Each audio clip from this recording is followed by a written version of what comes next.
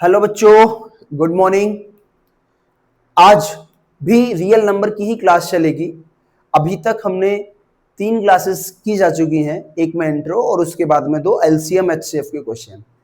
आज की क्लास में भी हम एलसीएम और एचसीएफ के क्वेश्चन ही सॉल्व करेंगे, बट थोड़े से हायर लेवल के क्वेश्चन होंगे। चलिए, पहला क्वेश्चन देखिए, आपकी स्क्रीन पर देख रहा है। The national art convention got registration from students from all part of country of which 60 are interested in music। तो question number 1, student interested in a first, music की बात कर लेते हैं बच्चे। म्यूजिक में कितने इंटरेस्टेड हैं? म्यूजिक में 60 स्टूडेंट्स इंटरेस्टेड हैं। 84 are interested in dance. Dance में 84 स्टूडेंट्स इंटरेस्टेड हैं। और थर्ड है हैंडीक्राफ्ट। हैंडीक्राफ्ट की बात करते हैं तो 108 स्टूडेंट्स इंटरेस्टेड हैं। For optimum cultural exchange, organizers wish to keep them in minimum number of groups such that each group consists of student interested in the same art form। यानी sem art form के student को एक group में रखा जाना है, minimum number of group चाहिए। तो ऐसी सिचुएशन में हम क्या करते हैं? एचसीएफ निकालते हैं। आगे भी पढ़ लेते हैं क्या क्या पूछ रहा है, ठीक है ना। Find the number of students in each group. तो आपसे टू फाइंड की अगर मैं बात करता हूं, number of students in each group, number of students in each group में कितने स्टूडेंट्स हैं ये फाइंड करना है। Find the number of group in each art, number of group in each art. Third कुछ और भी है, how many rooms are required if group will be allocated a room. तो नंबर ऑफ रूम्स रिक्वायर्ड आपको बताना है if one group can get one room. तो आपने सारी चीजें पढ़ी हैं, इतना सारा डेटा है, क्वेश्चन भी आप देख रहे हो बहुत बड़ा है। तो स्क्रीन पर से मैं थोड़ी देर के बाद क्वेश्चंस को हटा दूंगा ताकि कि इस डेटा से काम चल सके। चलिए आगे सॉल्व करते हैं। तो बेटा मिनिमम निकालने के लिए आपको पता है कि मुझे क्या चाहिए। मिनिमम में निकाल सकता था इन तीनों को एक ही ग्रुप में रख दूं, यानी सबको ऐड करूं और एक कमरे में भर दूं, तो मिनिमम आ जाएगा एक रूम। बट उसने कंडीशन लगाई है कि, क्या कंडीशन लगाई है कि एक आर्ट फॉर्म के बच्चे एक रूम में होंगे, तब भी मैं इसको एक रूम में रख दूं, इसको एक रूम और इसको एक रूम में, तो 3 रूम हो जाते हैं। बट उसके बाद एक और कंडीशन है कि हर ग्रुप में, यानी जितने रूम हैं हर रूम में ग्रुप जो बैठा रहे हैं हम, उनमें नंबर ऑफ स्टूडेंट्स इक्वल होने चाहिए, ठीक है। तो इसके लिए हम क्या करेंगे, इसके लिए हमें एचसीएफ निकालना पड़ेगा। इसके लिए हमें the number of students in each group, the number of students in each group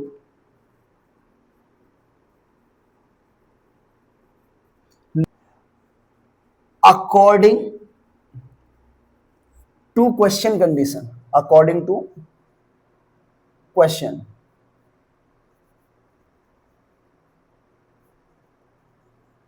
ये क्या होगा, HCF of 60, 84 and 108। एक ग्रुप में कितने बच्चे आएंगे अकॉर्डिंग टू क्वेश्चन, हमें HCF निकालना पड़ेगा इनका। और जब हम HCF निकालते हैं तो 60 को प्राइम फैक्टराइज करना है, 84 को प्राइम फैक्टराइज करना है, 108 को प्राइम फैक्टराइज करना है। तो 16 को आप लिख सकते हो, 15 4 जा 60 होता है, तो 15 को हम 3 इंटू 5 और 4 को क्या लिख सकते हैं 2 की पावर 2। 84 को हम लिख सकते हैं 12 7 जा 84। 12 को हम क्या लिखेंगे 12 7 जा 84। तो 12 को हम क्या लिखेंगे 2 का स्क्वायर इंटू 3। ठीक है। 108 को क्या लिखेंगे 12 9 जा 9 को क्या लिखेंगे हम, यानी 12 9 जा 12 को हम 2 का स्क्वायर इंटू 3 और 9 को भी क्या लिखेंगे बच्चे 3 इंटू 3। तो यानी ये कितना हो गया 3 का क्यूब, ये कितना हो जाएगा 3 का क्यूब। अब आपको निकालना था HCF ऑफ 60, 84 एंड 108। अब देखो जो कॉमन है 2 की पावर 2 कॉमन है, 3 कॉमन है, बट यहां मैक्सिमम पावर 3 है, तो HCF में हमेशा मिनिमम पावर ली जाती है, तो इंटू 3 ये आपका HCF आ जाएगा, तो 12। तो आप कह सकते हो कि number of student in each group will B 12। तो number of students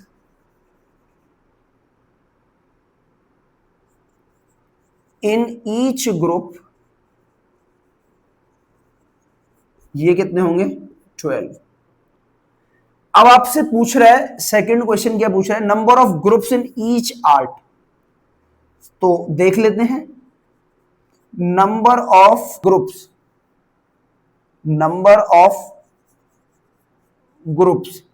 in each art. तो म्यूजिक में कितने बनेंगे बच्चों, म्यूजिक में कितने बनेंगे, म्यूजिक में 60 बच्चे थे, एक ग्रुप में 12 बच्चे होने हैं, 5 ग्रुप बनेंगे। सेकंड डांस में कितने हैं 84, ये आ जाएंगे 7। और थर्ड वन है हैंडीक्राफ्ट,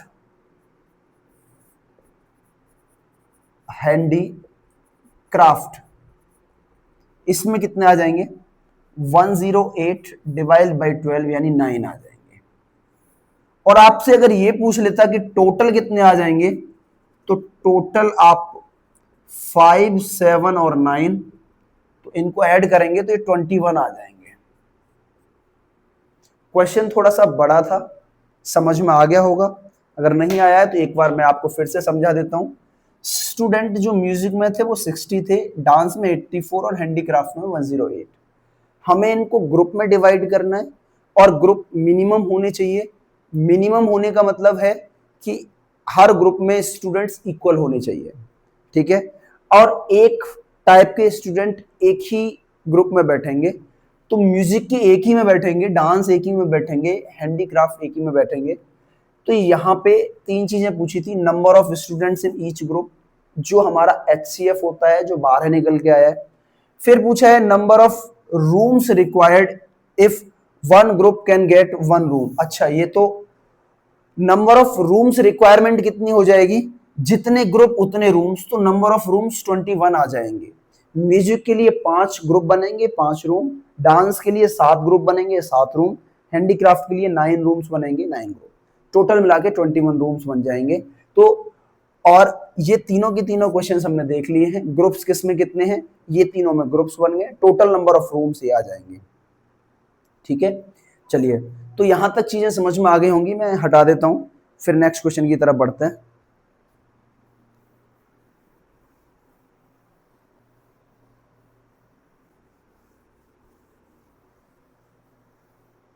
चलिए,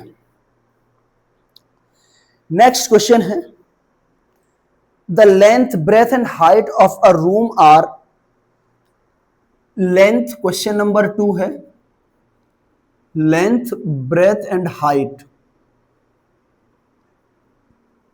कोई क्यूबॉइडल रूम दे रखा है, उसकी लेंथ ब्रेंथ एंड हाइट दे रखी है 8 मीटर 50 सेंटीमीटर, 8 मीटर 50 सेंटीमीटर। दूसरा है 6 metre 25 centimetre,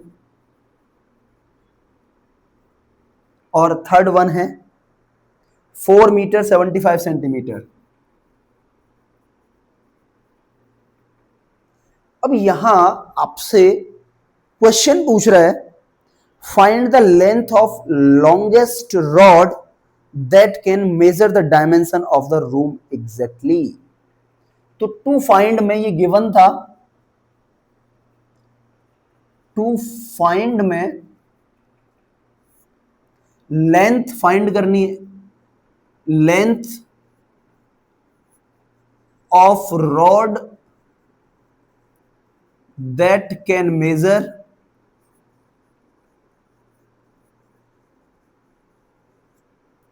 major all dimensions.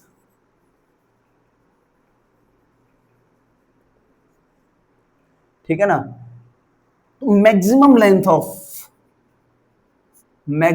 Of rod that can measure all dimensions, इसका मतलब ATQ यानी to find the maximum length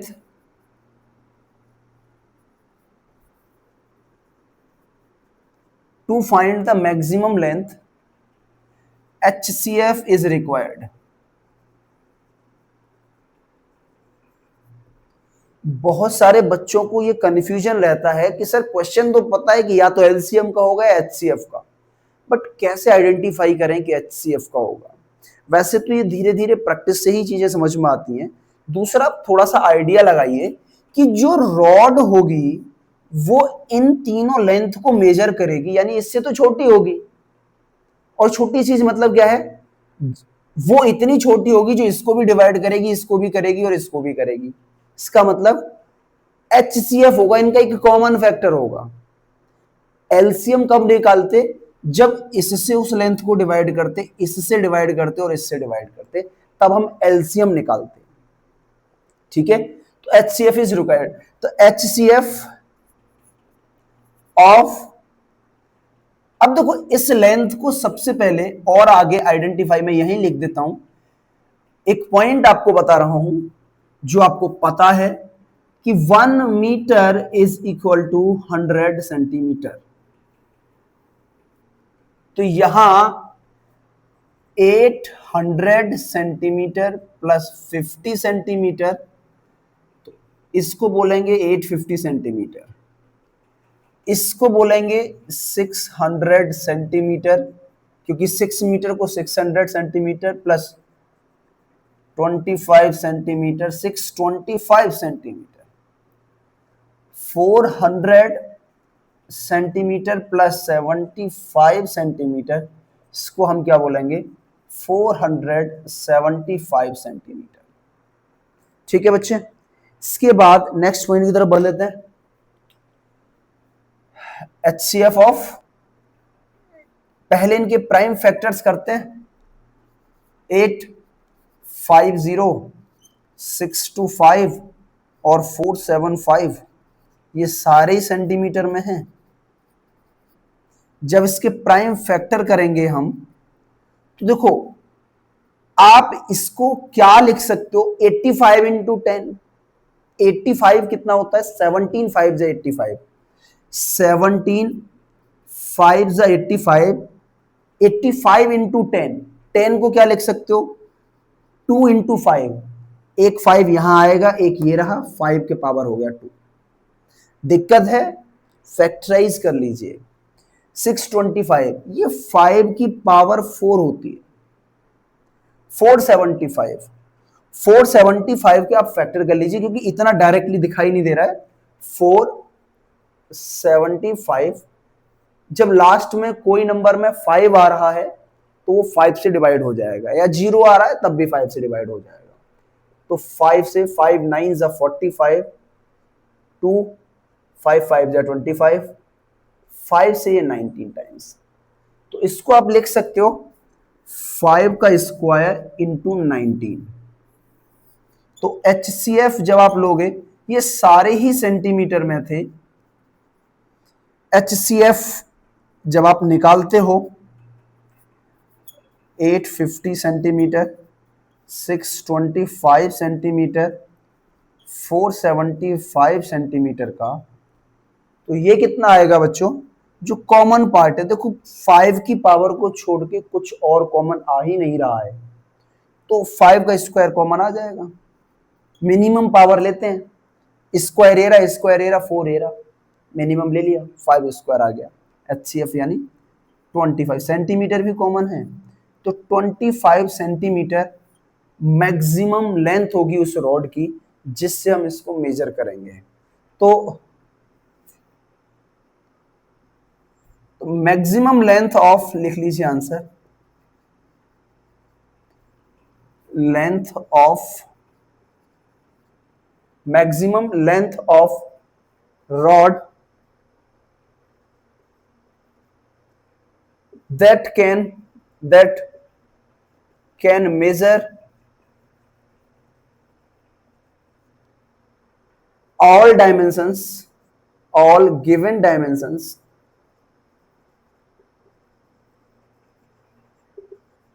is 25 centimetre. Answer को जरूर लास्ट में लिखिए, उससे एक पॉजिटिव इंपैक्ट जाता है क्वेश्चन पे। होपफुली ये बात समझ में आ गई होगी आपको। ठीक है, यहां तक क्लियर हो गया होगा। ठीक है, हटा देता हूं।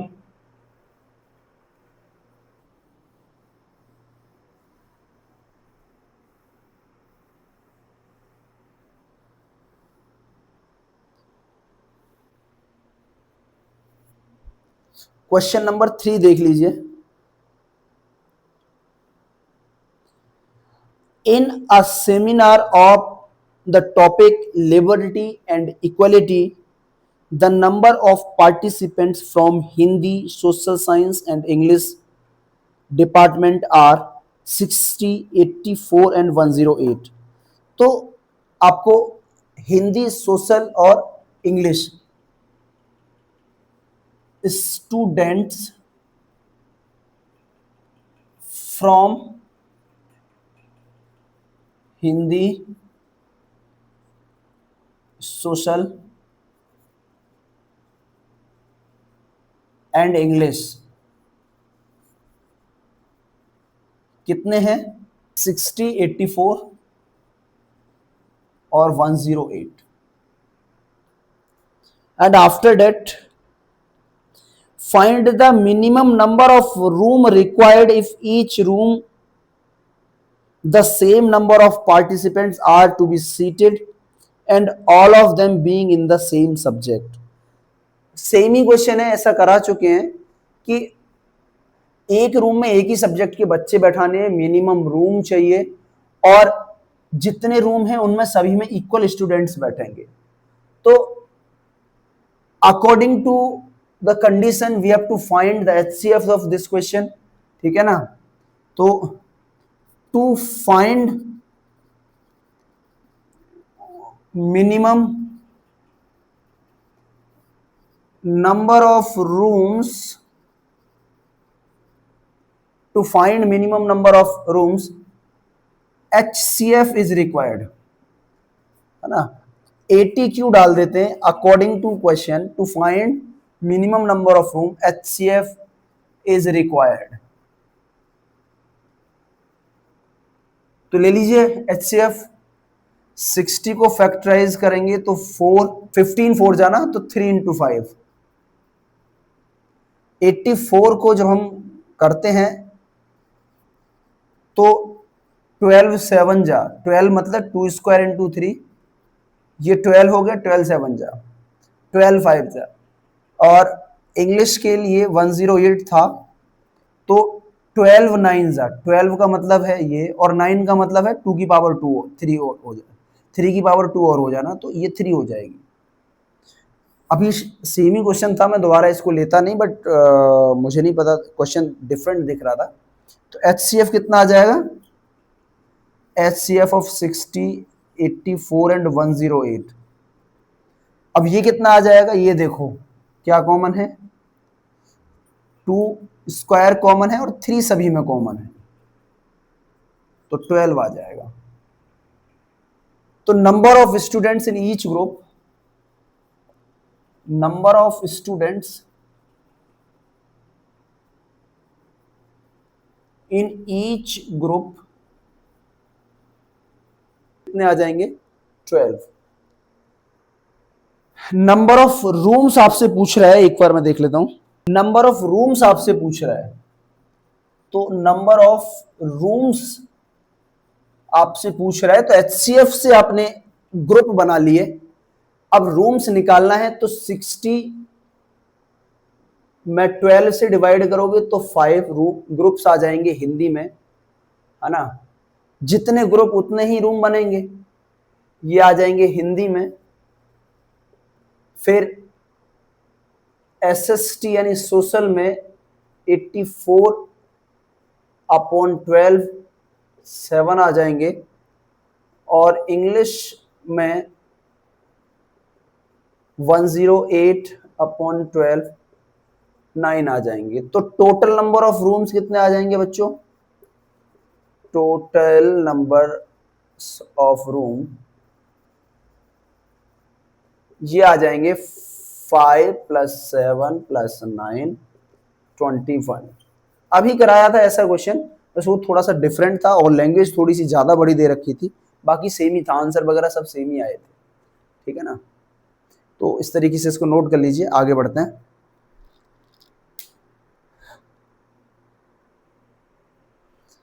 क्वेश्चन नंबर 4 की तरफ बढ़ते हैं।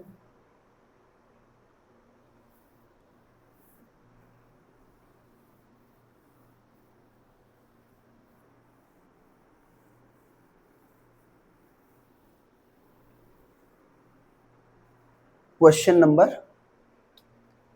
4,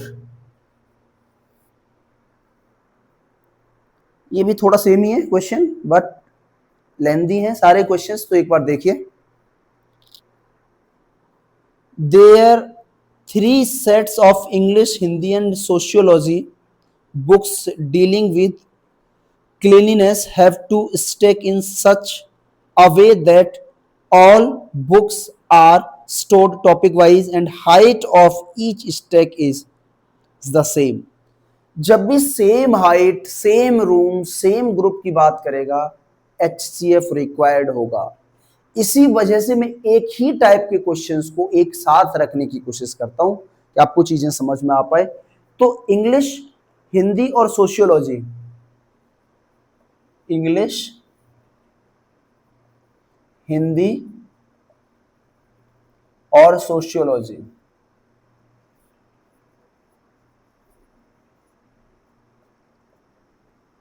number of English books is 96,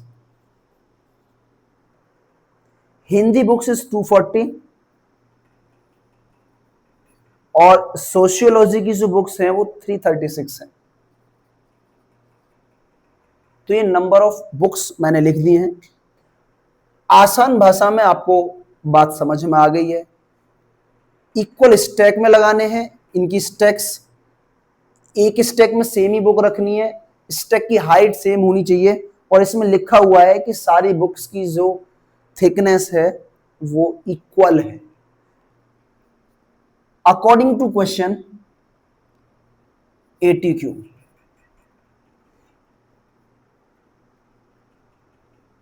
to arrange the book,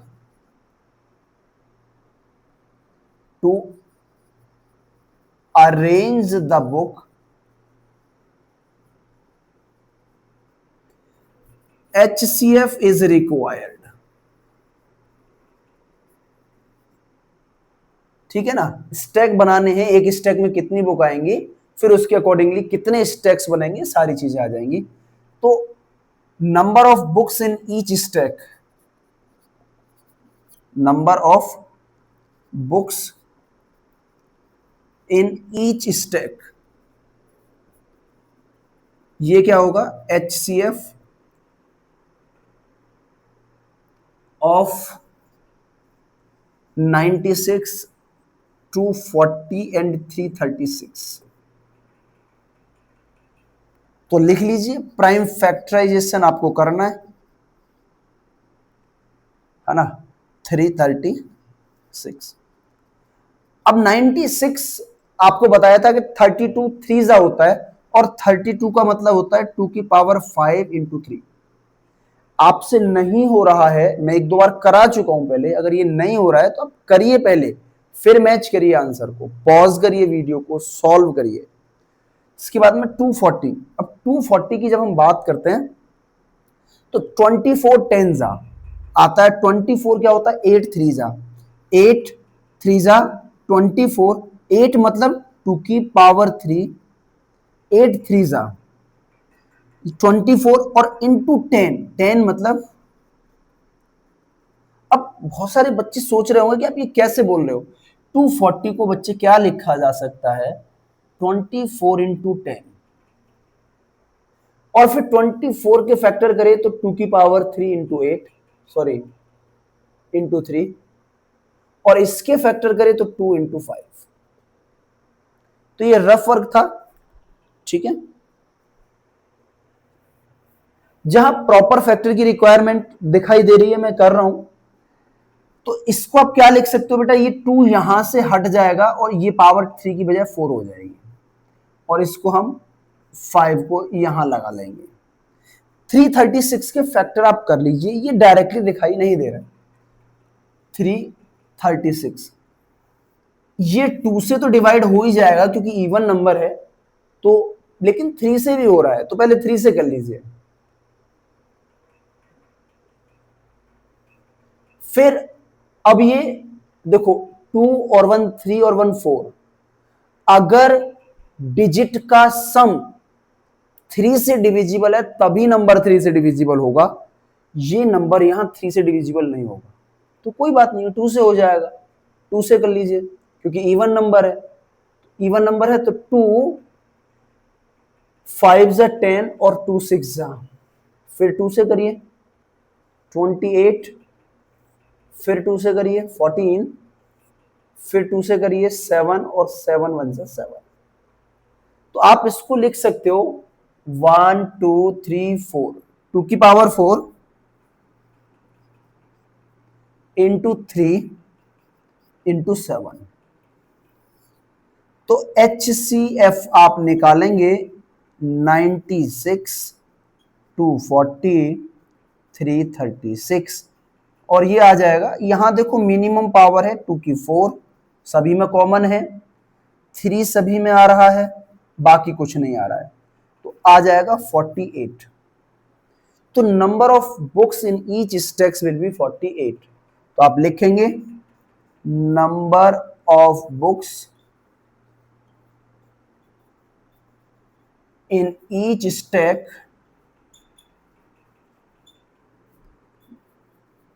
will be 48। इसके बाद determine the number of stacks of English, Hindi and sociology book। तो नंबर ऑफ स्टैक्स फाइंड कर लेते हैं,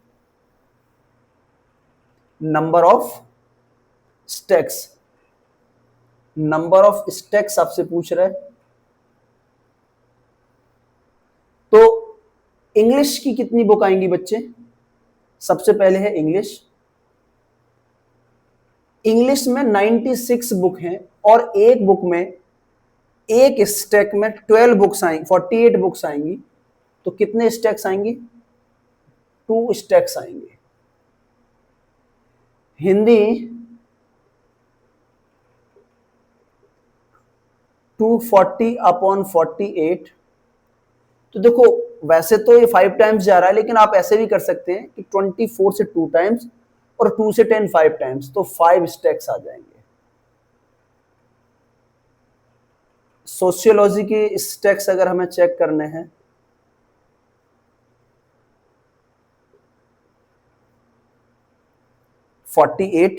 देखो यहां से अगर प्रॉब्लम आ रही है तो आप ये देख लीजिए कि 48 तो आपने ये कॉमन ले लिया था, 7 स्टैक्स बच रहे हैं, तो ये 7 टाइम्स कैंसिल हो जाएगा।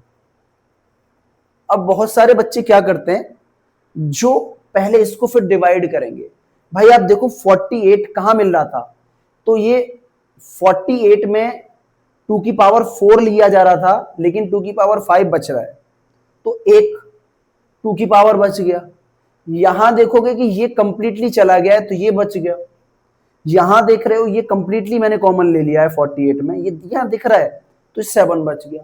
तो दोबारा डिवाइड करने की जरूरत नहीं है। यही टाइम आपके पेपर में कम पड़ जाता है जब आप अननेसेसरी कैलकुलेट करते हो। तो एक बार कैलकुलेट कर चुके हो यही आ जाएंगे। तो ये number of stacks English Hindi की, और टोटल स्टैक्स पूछता है तो टोटल भी आप निकाल सकते हैं। टोटल स्टैक्स की जब हम बात करेंगे तो 5 और 7 12 और 2 14 स्टैक्स आ जाएंगे। ठीक है बच्चों, होपफुली ये बात आप समझ पा रहे होंगे। क्वेश्चन थोड़े से लेंदी हैं आज के, तो यहां आपको फोकस करना भी जरूरी है, पेशेंस के साथ बैठना पड़ेगा। ठीक है, कि कैसे डिफिकल्ट नहीं है, लेंदी और डिफिकल्ट होने में फर्क है। ये लेंदी है, डिफिकल्ट नहीं है। ठीक है बच्चे, चलिए आगे बढ़ते हैं नेक्स्ट पॉइंट की तरफ।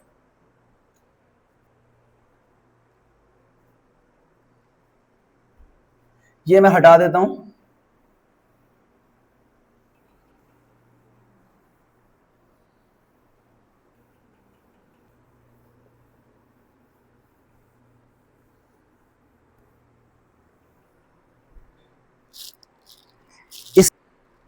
Three alarm clock ring at interval of 4, 12 and 20 minutes, यानी 4 मिनट्स, 12 मिनट्स और 20 मिनट्स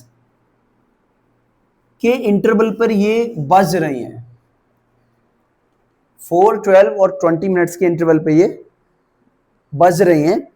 यानी कहने का मतलब है कि पहली रिंग 4 मिनट बजी, फिर 8 मिनट पे बजेगी, फिर 12 मिनट पे बजेगी, फिर 16 मिनट पे बजेगी, इस तरीके से। और ये 12 मिनट पे बजेगी, 24 पे बजेगी, फिर 36 पे बजेगी, 48 पे बजेगी, और ये 20 पे बजेगी, 40 पे बजेगी, 60 पे बजेगी, 80 पे बजेगी।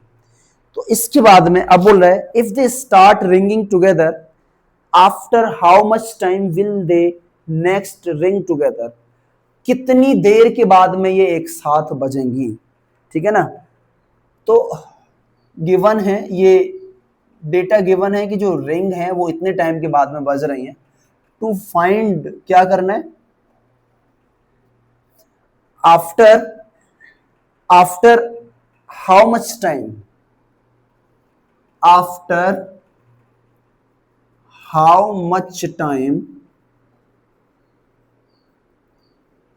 they will ring together,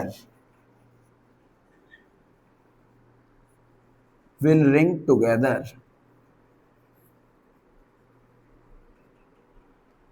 कितने समय के बाद में एक साथ बजेंगी। To find the time, to find the time. अब यहां सोचने वाली बात है कि एलसीएम लेना है या एचसीएफ।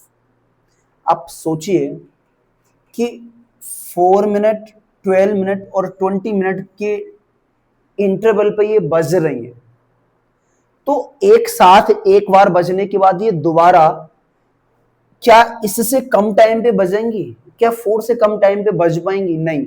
इसका मतलब एचसीएफ तो रिक्वायर्ड नहीं है। एचसीएफ क्या होता है, इन सबसे छोटा होता है या इनमें से मिनिमम वैल्यू के बराबर होता है। इसके बाद बजेंगी, वो हो सकता है घंटे बाद, 2 घंटे के बाद में, यानी 60 मिनट, 120 मिनट, 240 मिनट, 150 मिनट, इसके बाद बजेंगी। इसका मतलब एलसीएम निकालना है। To find the time LCM is required.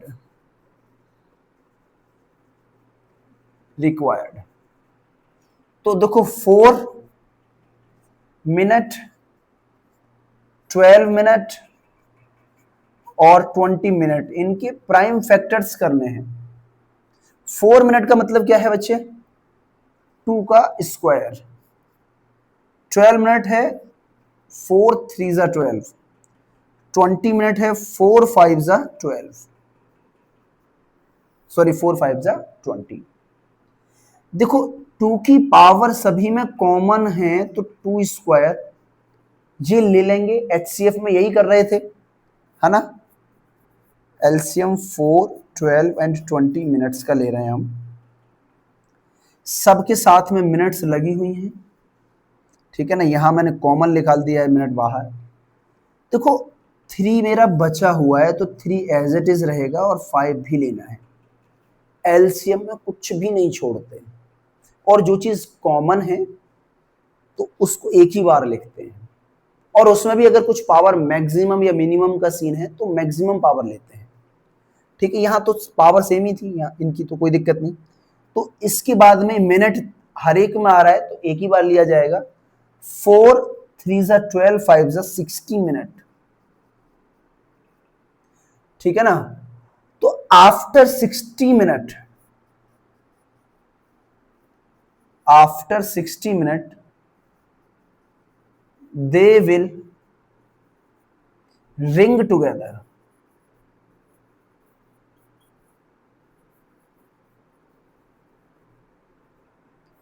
साठ मिनट के बाद एक साथ बजेंगी, ठीक है। 60 मिनट लिख दीजिए, या और 1 आवर्स। होपफुली ये पॉइंट भी आपको समझ में आ गया होगा। इसके बाद में नेक्स्ट क्वेश्चन है, थोड़े से अच्छे क्वेश्चन है तो समय लग रहा है ना। अच्छे क्वेश्चन है तो समय लग रहा है ना।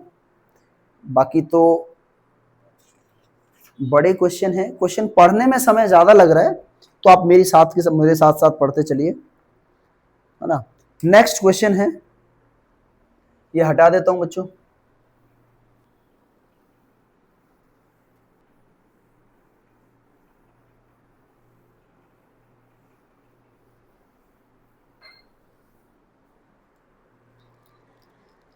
Suresh planned a renovation of his house. He want to renovate ceiling of his home by putting square shaped tiles on it. Ceiling of the room is 8 meter 25 centimeter long and 6 meter 75 centimeter broad. Find the dimensions of each tiles. Find the number of tiles required for the project. देखते हैं।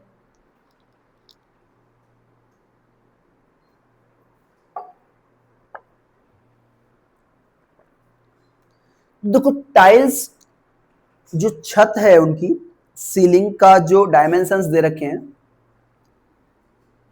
Question number 6 है शायद, dimensions of ceiling. ये क्या है, 8 metre 25 centimetre long है, यानी length है 8 मीटर 25 सेंटीमीटर लॉन्ग, और ब्रेथ है 6 मीटर 75 सेंटीमीटर ब्रॉड। अब इसको आपको भी बताया था कि मीटर को सेंटीमीटर में कन्वर्ट करिए, 1 मीटर में 100 सेंटीमीटर होते हैं, तो 800 सेंटीमीटर प्लस 25 सेंटीमीटर, तो ये हो जाएगा 825 सेंटीमीटर। इसके बाद 600 सेंटीमीटर प्लस 75 सेंटीमीटर, 675 सेंटीमीटर।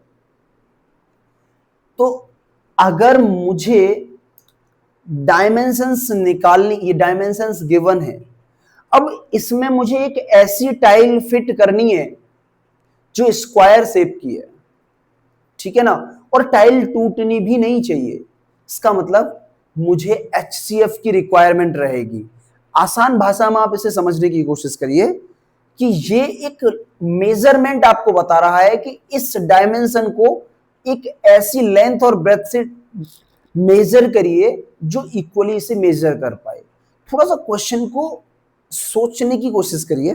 तो यहां तो डायमेंशंस ऑफ टाइल ये हमें दे रखी है, ठीक है ना। तो अब आप इसके फैक्टर करिए, 8 25 सेंटीमीटर, 675 सेंटीमीटर का फैक्टर करिए, प्राइम फैक्टर्स करेंगे हम, तो 8, 25, 5 से कर लीजिए, नाउ अगेन 5 से 33 टाइम्स, फिर 3 से 11 टाइम्स और 11 से 1 टाइम्स। तो we can write this 5 square 3 into 11 और 675 के फैक्टर कर लीजिए,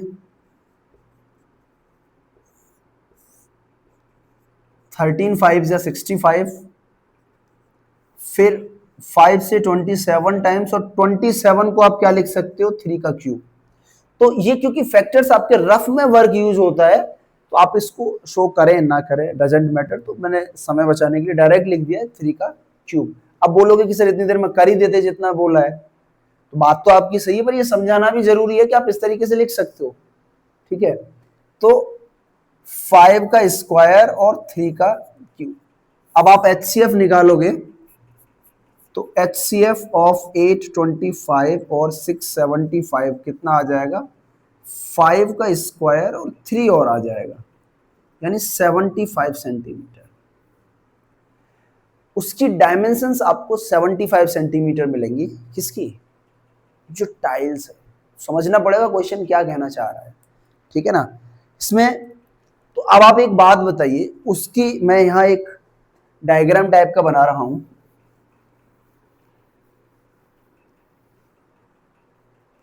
ये छत है, किसी व्यक्ति की ये छत है। अब यहां पे अगर मैं 75 सेंटीमीटर की टाइल्स लेता हूं, तो ये इधर भी मेजर कर देगी और इधर भी मेजर कर देगी, क्योंकि ये एक लेंथ है 825 सेंटीमीटर और एक है 675 सेंटीमीटर। तो ऐसे ही बराबर बराबर टेल्स इसकी लग जाएंगी। लेकिन यहाँ क्या यूज हो रहा है, इस टेल का आप देख रहे हो ना, जो टाइल्स आप लगा रहे हो इसमें 75 सेंटीमीटर इसकी ब्रेथ है, 75 सेंटीमीटर इसकी लेंथ है। तो 75 बाई 75 की टाइल्स बन रही है। जैसे ही मैं 75 को ऊपर लेके जाऊंगा, है ना, ये एग्जैक्टली डिवाइड कर देगा। इधर भी मैं लेके आऊंगा, एग्जैक्टली ये डिवाइड कर देगा। और मुझे ऐसी ही टाइल्स चाहिए थी जो एग्जैक्टली ये डिवाइड कर दें, ठीक है ना। तो अब आप एक बात समझिए, सबसे पहले उसने क्या पूछा है, क्वेश्चंस को समझते हैं। Find the dimensions of each tiles. तो फर्स्ट क्वेश्चन है, फर्स्ट सॉल्यूशन है डायमेंशंस ऑफ ईच टाइल्स। क्या डायमेंशंस आएगा भाई, वो 75 सेंटीमीटर बाई 75 सेंटीमीटर की होगी, उसकी लेंथ और ब्रेथ। स्क्वायर शेप की टाइल्स हैं, 75 बाई 75 सेंटीमीटर की टाइल्स होगी। Now the dimensions of each tiles है 75 सेंटीमीटर बाई 75 सेंटीमीटर। अच्छा, आपसे सेकंड क्वेश्चन पूछ रहा है the number of tiles required. Second क्या है, नंबर ऑफ टाइल्स रिक्वायर्ड, कितनी टाइल्स रिक्वायर्ड होंगी। तो सिंपल सी बात ये है, छत का एरिया यानी सीलिंग एरिया, अगर उस एरिया को मैं एक टाइल के एरिया से डिवाइड कर देता हूं तो नंबर ऑफ टाइल्स आ जाएंगी। तो नंबर ऑफ टाइल्स लिखिए, टाइल्स ये क्या आएगा, एरिया ऑफ रूफ या ceiling divide by area of one tiles, ठीक है ना। तो ऐसा मत कर देना कि एरिया से एरिया कैंसिल कर दिया, ऑफ से ऑफ कर दिया, सीलिंग बचा और टाइल्स बचा, ये ले कर दिया, तो किसको लोगे। एरिया, रेक्टेंगल का एरिया क्या होता है, लेंथ इनटू ब्रेथ। तो इसको आप लिखोगे 825 इंटू 675 सेंटीमीटर स्क्वायर आ जाएगा। और एरिया ऑफ टाइल्स कितना आएगा 75 इंटू 75 सेंटीमीटर स्क्वायर। तो ये कैंसिल हो जाएगा। यूनिट का ध्यान रखना है कि नंबर्स की कोई यूनिट नहीं होती है, ठीक है बच्चे। तो यहां से अब 75 से इसको कैंसिल करना है। अब बहुत सारे बच्चे फिर से वही गलती करेंगे, भाई आपके सामने फैक्टर है तो सही, 75 में आपने 5 स्क्वायर और 3 को कॉमन लिया है, तो ये आंख बंद करके 11 टाइम्स जाएगा, है ना। 75 को जब 625 से लिया है तो 5 का स्क्वायर और 3 लिया है, लेकिन ये 3 का 3 बच रहा है, तो कितना बचेगा 3 की पावर 2 बचेगा, तो ये 9 टाइम्स चला जाएगा। 3 का स्क्वायर मतलब 9, तो नंबर ऑफ टाइल्स कितनी आ जाएंगी 99, ये आपका आंसर है। तो नंबर ऑफ टाइल्स ये कितनी आ जाएंगी 99। होपफुली ये चीजें आपको समझ में आ रही होंगी, ठीक है। इसके बाद चलिए क्लियर हुआ। क्वेश्चन तो और भी कराने थे, और भी लिए थे मैंने आज, लेकिन समय ज्यादा हो रहा है तो वीडियो काफी लंबी हो जाएगी, फिर देखते हैं। बाकी आप प्रैक्टिस करिए, ऐसे ही क्वेश्चंस आपको मिलेंगे, फिर कभी रिवीजन के तौर पर हम ले लेंगे। अब कल हम रूट की रैशनैलिटी प्रूविंग देखेंगे और कुछ 6 की पावर n, 5 की पावर n, इस तरीके के नंबर डिविजिबल होते हैं या 0 लास्ट में आती है, तो ऐसा कल चेक करेंगे। तो ऐसे क्वेश्चंस को कल डिस्कस करते हैं। चलिए आज के लिए इतना ही, थैंक यू।